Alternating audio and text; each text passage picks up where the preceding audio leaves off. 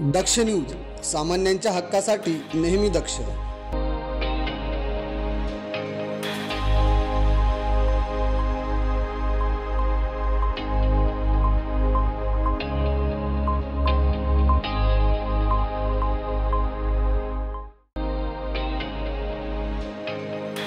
माजी मंत्री बबनराव घोलप आणि माजी जिल्हा प्रमुख सुधाकर बडगुजर यांनी अखेर शेकडो समर्थकांसह भारतीय जनता पक्षात प्रवेश केलाय.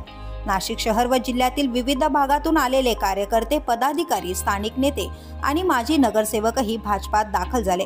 हा पक्षप्रवेश मुंबईत भाजप प्रदेशाध्यक्ष आणि महसूल मंत्री चंद्रशेखर बावनकुळे, कार्यकारी अध्यक्ष रवींद्र चव्हाण आणि जलसंपदा मंत्री गिरीश महाजन यांच्या उपस्थितीत पार पडला.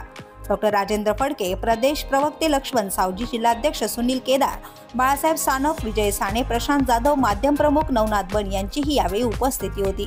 यावेळी माजी महापौर अशोक मुर्तडक, नैना घोलप, माजी नगरसेवक अशोक सातबाई, हर्षा बडगुजर, वंदना बिरारी, शीतल भामरे, दिलीप दातीर यांच्यासह यावल तालुक्यातील प्रभाकर सोनवणे, विनोद कुमार पाटील, आर.जी. पाटील, अनिल पाटील, आरती पाटील, लता पाटील यांनी भाजपात प्रवेश केलाय.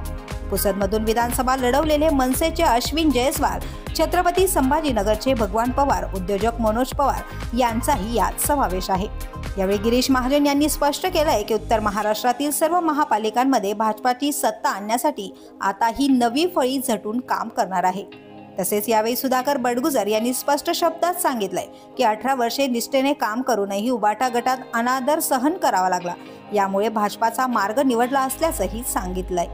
आता या भव्य पक्ष प्रवेशामुळे नाशिक महापालिका निवडणुकांचे राजकीय गणित पूर्णपणे बदलण्याची चिन्ह समोर दिसू लागली आहेत. दक्ष न्यूज ब्युरो, नाशिक.